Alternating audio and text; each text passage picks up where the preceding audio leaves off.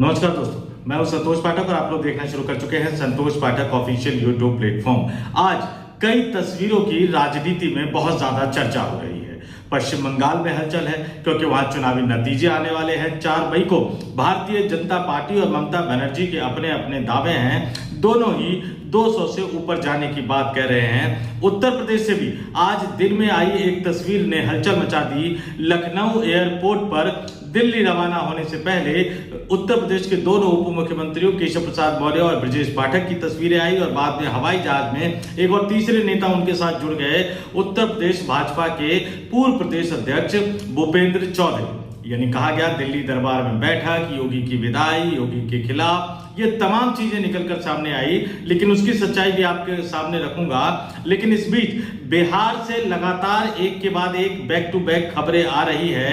एक से जैसे ही 7 पर पहुंचे नीतीश कुमार, ऐसा लग रहा है कि उनके दिलो दिमाग से कोई बड़ा बोझा उतर गया है और वो पूरी तरह से सक्रिय नजर आ रहे हैं और उनकी सक्रियता बिहार भाजपा में खलबली मचाती हुई नजर आ रही है। और नीतीश कुमार की ये सक्रियता ये बता रही है कि आने वाले दिनों में भारतीय जनता पार्टी के लिए बिहार की राजनीति में कम से कम अच्छे दिन नहीं होने जा रहे हैं। भले ही भाजपा ने नीतीश कुमार को हटा दिया हो, लेकिन ऐसा लगता है कि शायद नीतीश कुमार को भी यही लग रहा था कि बने रहेंगे तो सारा ठीकरा उनके सर पर फूटेगा।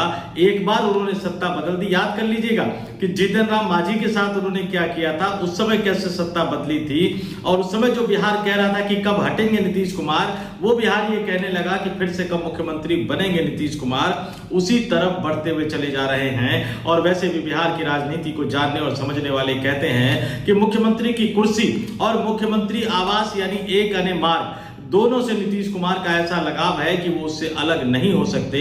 तो अब उन्हें मुख्यमंत्री आवास यानी एक अने मार्ग छोड़कर वो अपने नए पते 7 सर्कुलर रोड पर शिफ्ट हो गए हैं। पिछली बार भी जब शिफ्ट हुए थे तो खेला हुआ था, इस बार भी शिफ्ट होने के बाद एक अलग ही अंदाज में नजर आ रहे हैं नीतीश कुमार। पहले अपनी पार्टी के कोटे से बड़े नेता हैं, समाजवादी धड़े के नेता रहे हैं, जनता दल की विचारधारा से जुड़े रहे हैं और अब नीतीश कुमार के करीबी है उन उप मुख्यमंत्री विजेंद्र यादव के आवास पहुंच जाते हैं सुबह सुबह। और उसके बाद हलचल कैसे बढ़नी शुरू होती है। सम्राट चौधरी कैसे नीतीश कुमार के नए वाले आवास यानी 7 सर्कुलर रोड पर पहुंचते हैं। दिन भर बैठकों का दौर चलता रहता है और फिर शाम होते होते खबर आती है कि सम्राट चौधरी अचानक दिल्ली के लिए रवाना हो गए हैं। तो क्या हुआ पटना में दिन भर आज और क्या होगा अब दिल्ली में कल, ये बड़ी खबर लेकर आपके सामने आया हूं। लेकिन इस बड़ी खबर की शुरुआत करने से पहले आपसे एक अपील, आपसे एक आग्रह भी करना चाहूंगा।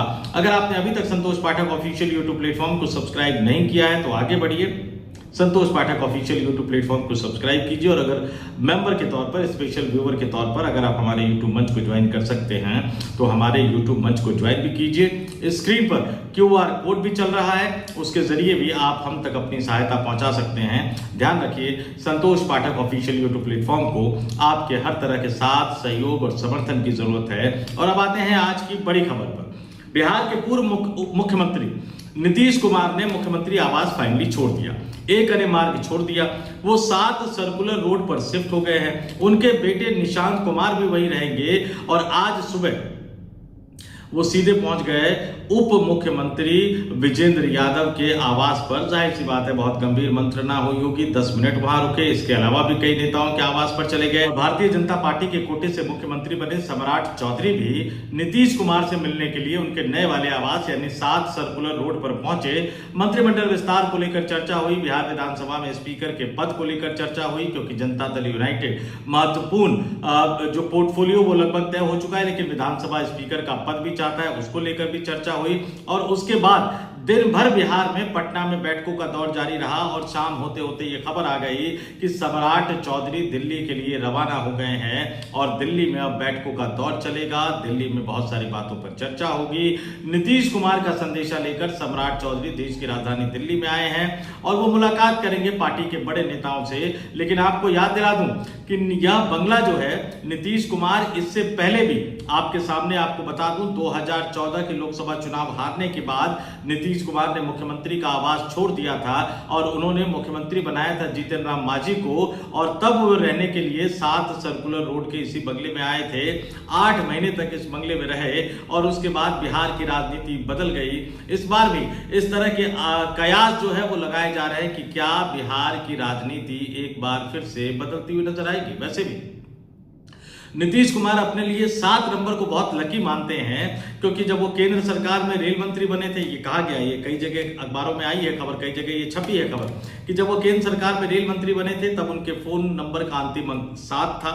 ये भास्कर बता रहा है। नीतीश जब पहली बार मुख्यमंत्री बने थे तो उन्हें जो गाड़ी मिली थी उसका नंबर 777 यानी 777 था।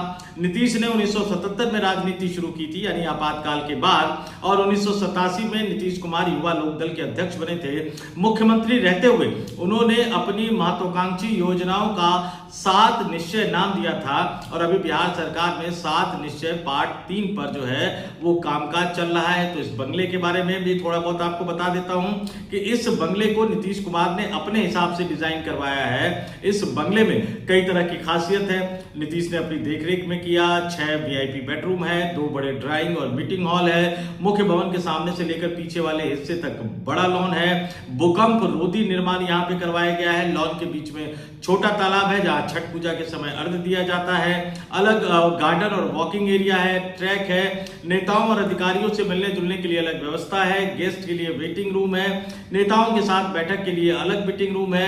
बाकी पत्रकारों के लिए, राजनीतिक मुलाकात के लिए, सुरक्षा कर्मियों के लिए, घरेलू स्टाफ के लिए, वो तमाम चीजें हैं। लेकिन सबसे महत्वपूर्ण बात है जो आपके लिए जानना बहुत जरूरी है कि अब इस 7 नंबर के बंगले में आने के बाद नीतीश कुमार लालू यादव के पड़ोसी बन गए, क्योंकि यहां से राबड़ी देवी का जो सरकारी आधिकारिक आवास है वो बस 2 बंगला दूर है।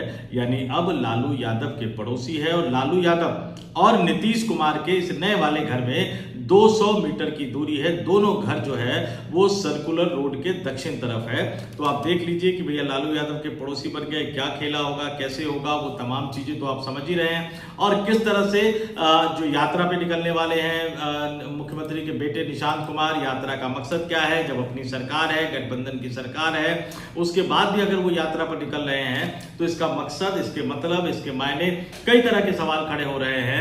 और अब मैं बता देता हूं कि सम्राट चौधरी दिल्ली पहुंचेंगे। केंद्रीय गृह मंत्री अमित शाह से उनका मुलाकात का कार्यक्रम है।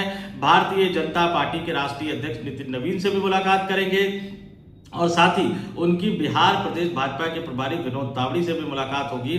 अब ज्यादा संभावना इस बात की है कि ये मुलाकात संयुक्त रूप से हो सकती है। नितिन नवीन के घर पर होगी या अमित शाह के घर पर होगी, या हमें देखना होगा क्या अलग अलग नेताओं से मिलते हैं, एक साथ मुलाकात होती है, एक साथ बड़ी बैठक होती है। क्योंकि जाहिर सी बात है कि नीतीश कुमार की एक लिस्ट लेकर सम्राट चौधरी दिल्ली पहुंचे हैं। भारतीय जनता पार्टी की अपनी एक लिस्ट है, और दोनों लिस्ट को मिलाना होगा। नीतीश कुमार की मंजूरी लेनी होगी। नीतीश कुमार को आपको सेटिस्फाइड करके भी रखना होगा। और चूंकि अब सम्राट चौधरी को मुख्यमंत्री बनाने को लेकर भारतीय जनता पार्टी के अंदर से कई तरह के सुर उठ रहे हैं, तो जाहिर सी बात है कि भाजपा और संघ को भी खुश करना पड़ेगा। बीजेपी अपने कोटे से किन किन को मंत्री बनाएगी, जनता दल यूनाइटेड के कोटे से कौन कौन मंत्री बनेगा।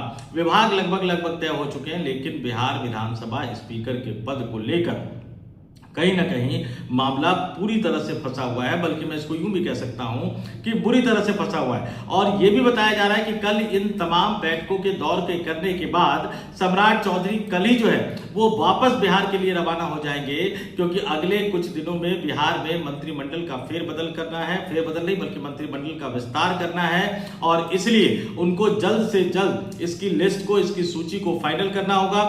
नीतीश कुमार के साथ जाके आज उन्होंने मुलाकात की, लिस्ट पर चर्चा की। अब नीतीश कुमार की उस लिस्ट को, नीतीश कुमार के संदेशों को लेकर सम्राट चौधरी देश की राजधानी दिल्ली आ रहे हैं, जहां अंतिम मुहर जो है वो अमित शाह लगाएंगे। नितिन नवीन, विनोद तावड़े तो औपचारिकता के लिए बैठक में शामिल होंगे, औपचारिकता के लिए मुलाकात भी होगी, लेकिन अंतिम मुहर जो है वो अमित शाह लगाएंगे। और उसके बाद अंतिम मुहर यानी डबल अंतिम मुहर लगेगी वो नीतीश कुमार लगाएंगे, जो पटना में बैठे बैठे पटना से लेकर दिल्ली तक की राजनीति को हिलाने की कोशिश कर रहे हैं। एक बात मान लीजिए, बिहार की जो हालत है, ऐसा लग रहा है कि नीतीश कुमार ने ताज अपने सर से उतार के सम्राट चौधरी को नहीं पहनाया, कांटों भरा ताज जो है या कांटों भरी कुर्सी जो है वो नीतीश कुमार ने सम्राट चौधरी को पहना दी है। और अब बिहार का खजाना खाली है, तनख्वाह को लेकर बवाल है, कानून व्यवस्था की स्थिति को लेकर हंगामा है, पेपर लीक का मामला है, गठबंधन के सहयोगी दलों को मनाना है, सरकार चलाकर दिखाना है, बिहार में कामयाब सरकार चलाकर दिखाना है। क्योंकि अब इस सरकार की विफलता के लिए नीतीश कुमार गठबंधन में साझेदार जरूर है, उनकी पार्टी से 2 बड़े विधायक उप मुख्यमंत्री जरूर है, लेकिन सम्राट चौधरी की विफलता पूरी की पूरी भारतीय जनता पार्टी की विफलता होगी, नरेंद्र मोदी अमित शाह की विफलता होगी, राष्ट्रीय स्वयंसेवक संघ की विफलता होगी। यानी नीतीश कुमार आज की तारीख में विन विन सिचुएशन में है, सरकार में शामिल है, बीजेपी पर दबाव है, अपनी बातें मनवा रहे हैं और सरकार की नाकामी का ठीकरा सिर्फ और सिर्फ भारतीय जनता पार्टी पर ही फूटता हुआ नजर आ रहा है, चाहे जो भी मसला हो। और यही भाजपा के लिए थोड़ी बहुत दिक्कत का सबब है। अब निशांत कुमार की यात्रा पर निकलने के बाद, नीतीश कुमार की यात्रा पर निकलने के बाद बिहार की राजनीति में और भी ज्यादा राजनीतिक घमासान बवाल उठने की संभावना है। तो इस वीडियो में इतना ही। जाते जाते फिर अपील करूंगा, अगर आपने अभी तक इस यूट्यूब मंच को सब्सक्राइब नहीं किया तो आगे बढ़िए, संतोष पाठक ऑफिशियल यूट्यूब प्लेटफॉर्म को सब्सक्राइब कीजिए। स्पेशल व्यूअर के तौर पर भी आप हमारे चैनल को ज्वाइन कर सकते हैं। और किसी भी तरह से, मैं फिर से कह रहा हूं, संतोष पाठक ऑफिशियल को आपके हर तरह के साथ सहयोग समर्थन की जरूरत है, इसलिए आगे बढ़िए, हमारा साथ दीजिए। इस वीडियो में इतना ही। मुझे यानी संतोष पाठक को दीजिए इजाजत। आप तमाम लोग देखते रहिए संतोष पाठक ऑफिशियल यूट्यूब प्लेटफॉर्म। बहुत बहुत धन्यवाद, आभार, नमस्कार।